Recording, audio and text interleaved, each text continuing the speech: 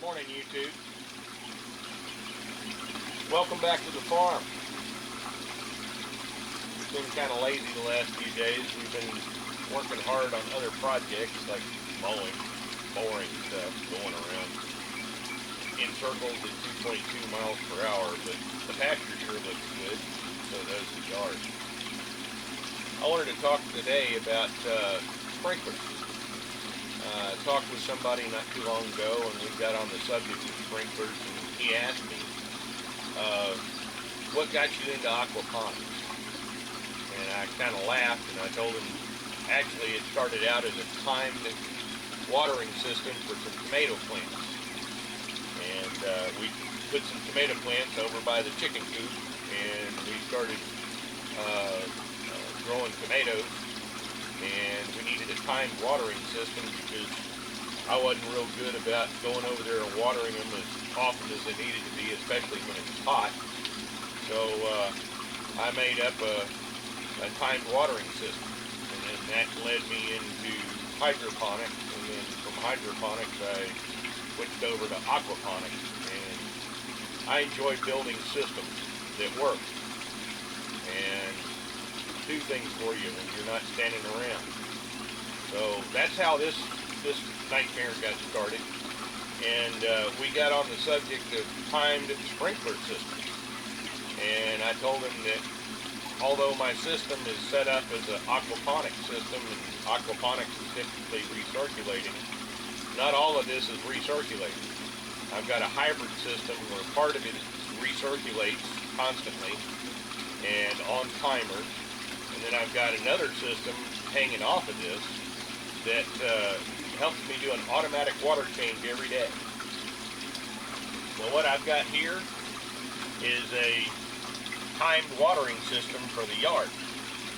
What this does, it has a Harbor Freight pump down here with it's a sump pump. It's got a little float on it. It will turn it off when the water level gets too low, and it turns it on when the water level is high. That way I'm not going to go and pump my aquaponic system dry. It'll take it down to a certain point and then it'll actually stop. Now this is the up pipe that comes over and comes to a manifold. This manifold is what goes out into the yard. We'll discuss that in a few minutes. I've got a power cord that comes off of here on an extension cord and goes over into a box. Let me show you that real quick.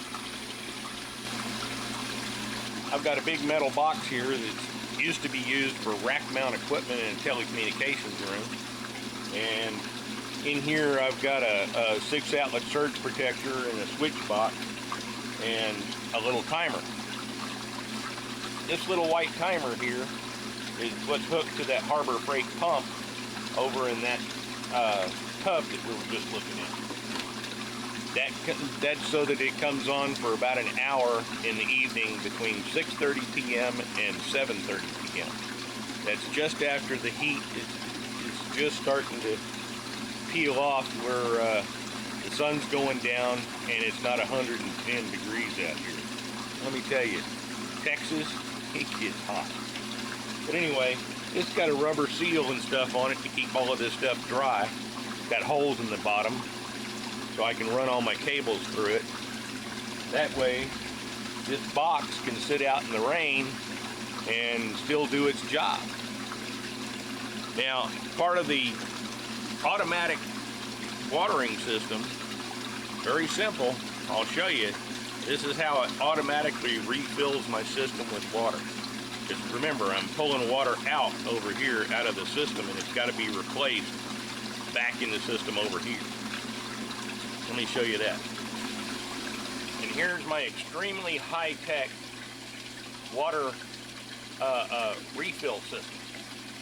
I went to Tractor Supply Company and I got a float valve that's usually used for cattle watering troughs, and I put it in here on the lowest point on the middle tank with all the fish in it. This is the tank that has my big fish, my big koi, my big red ear and hybrid brim, and this system is the closest to the filtration system. This is the one that I want to control the water in. because this one, because of its level in the system, you know, it's high. There's some sections that are a little higher, some sections that are a little lower. This is the middle, and this is the one that actually controls the water level for all the rest of the system. So this is where I put this valve in the lowest point in the tank that is not completely 100% level. And it automatically refills the water that I take out and sprinkle around the yard. And now we're back to this tank. This is where the Harbor Freight sump pump is located. And typically what happens when this thing activates and it starts pumping water out into the yard, this ends up getting about 6 inches lower at the end of the cycle. So we take 6 inches out of a 660-gallon tank and pump it out into the yard. And then when it shuts off, the drain will automatically refill this to whatever level the next tank is. This is the lowest tank in the system by about 1.5 inches. And the reason why I've done that is I wanted this to be the lowest point in the system so that I could go and pump a bunch of fish poop out into the yard. Let's go take a look at how I distribute that. And here we're going to talk about the manifold. This is the pipe that comes down over here from the big Harbor Freight pump, and this is the manifold. We've got 1.5 inch pipe that comes around and spreads the water back and forth, and one of the reasons why I've got a big manifold like this is this will equalize the pressure going to all of the different sprinklers. And you see the hoses that are hanging down.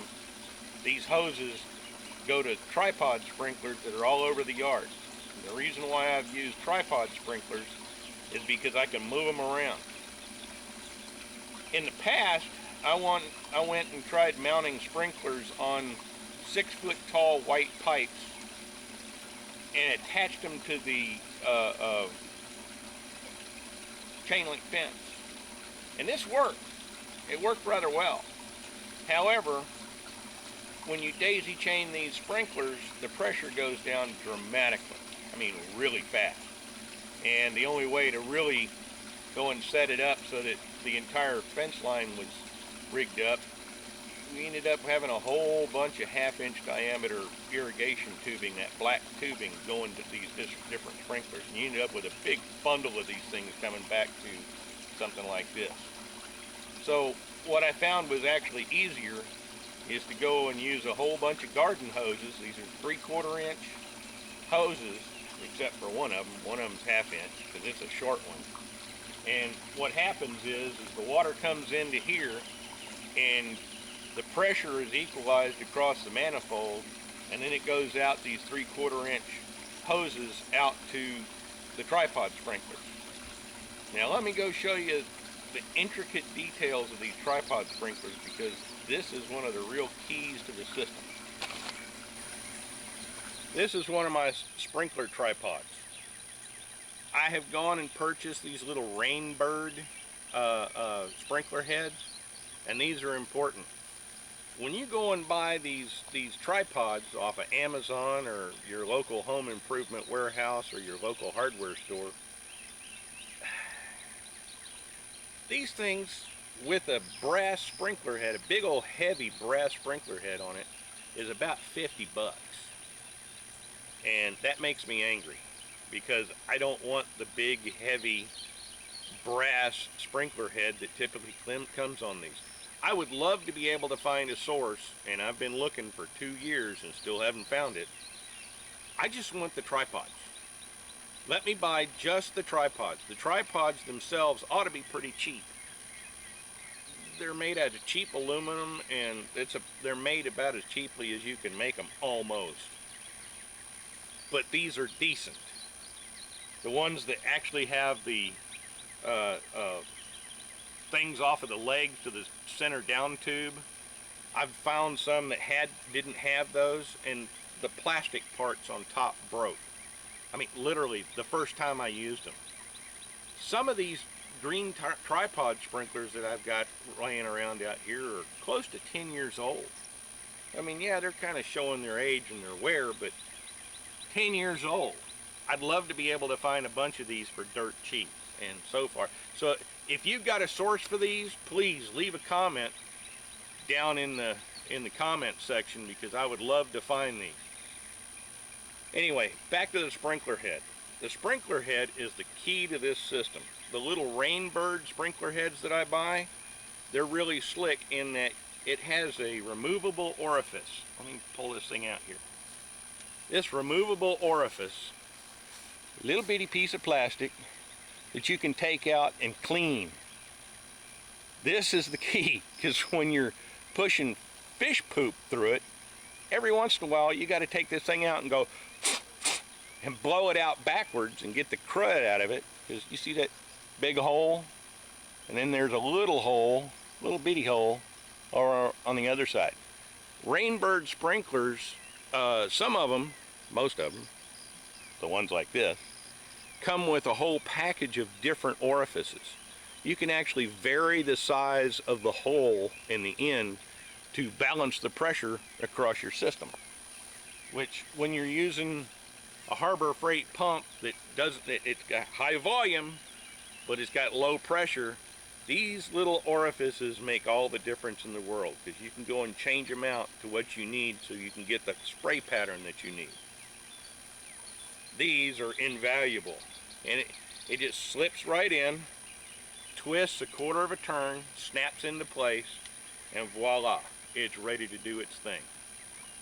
The reason why you want a light sprinkler on the top of this is because, again, you've got high volume, low pressure. These things work really well with low pressure. You try to go and put one of those big old heavy brass sprinkler heads on this, and because it doesn't have enough pressure, it will get stuck and sit there and just spray in one direction, and it won't even move anywhere. This thing moves rather easily. Now, I've got some replacement sprinkler heads, because you know, some of these are about 10 years old and need replacing, and I've ordered some from Orbit. The ones from Orbit are about $3 and something on Amazon. These are about $12 on Amazon, but again, it's got the adjustable orifices. So I'll probably do another video when I go and install some of the Orbit ones and do a little comparison between these Rainbird sprinklers and the ones from Orbit that are much, much cheaper. But I will say, for 12 bucks, it was worth the 12 bucks on these, for the little orifice that you can actually adjust and change the pressure. Little bitty one, doesn't use as much water, but it actually allows it to get out there a ways. The bigger orifices make a shorter drop, but they dump a heck of a lot more water. And this system has worked real well for us over the years. Let me show you what I've done with them.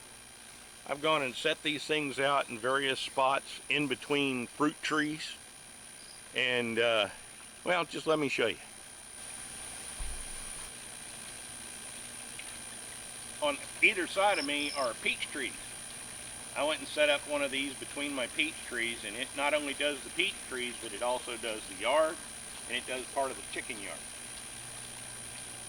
I don't know if you can see it, but we already have pears out here on the tree. Take a little walk down the fence line.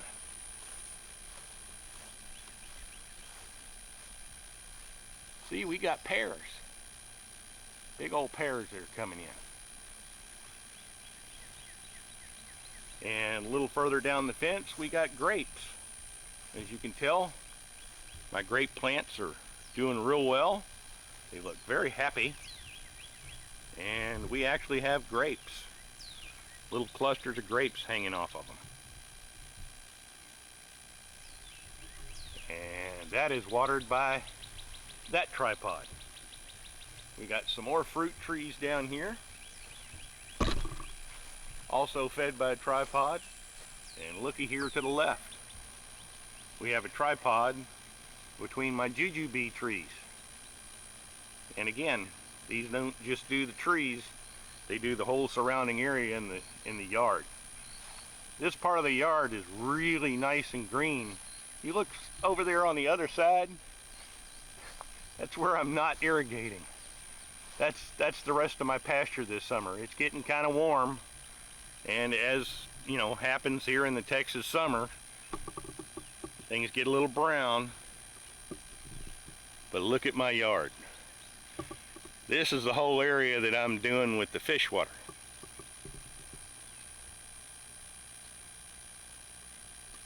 Now I want to show you something here. I have to giggle when I talk about this. I really do. This right here is an avocado tree. A friend of ours bought this and brought it to us as a gift. We went and planted it in the yard, and it just flat out took off. It survived numerous freezes, and everything that I read about avocado says, you know, don't let them freeze.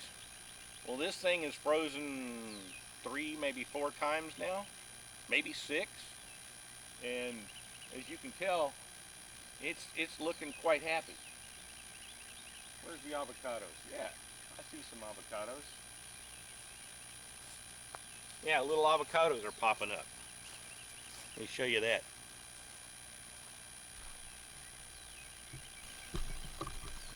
That's what one of my little baby avocado looks like right there. Cute little dude. They're kind of red before they go and start turning a dark green color. And we don't have a lot of fruit on here, but we do have a few. Let's see.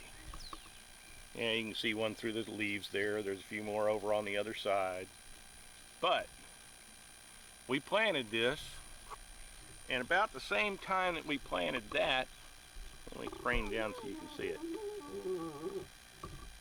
There's one we got from our local home improvement warehouse, and it was planted at about the same time. Now, it's a different variety of avocado, but they were planted within, I'd say, about 6 months of each other. That one that we got as a gift, as you can tell, it's taken off compared to this one. Anyway, as you can see, we've got these tripod sprinklers scattered around the yard. There's another avocado tree. That's the same variety that the big one's over there. This one doesn't seem to have any fruit on it, and I haven't seen any blooms on it. There's an apple tree. And of course we've got roses all up and down the fence line. Various different kinds of roses. Some of them are blooming like crazy. Some of them not so much. We've got olive trees, flowers and stuff. And again, this is all fed by the water from these tripod sprinklers that we keep moving around the yard. We've got fig trees, and several things I can't remember. But all of this stuff, like I said, is fed off of the fish tank system and the fish water.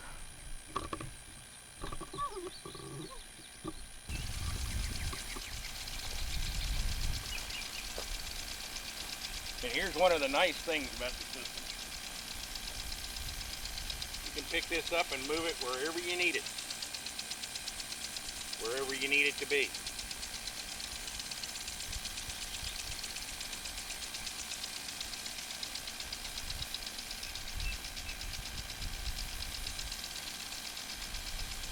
Works like a charm.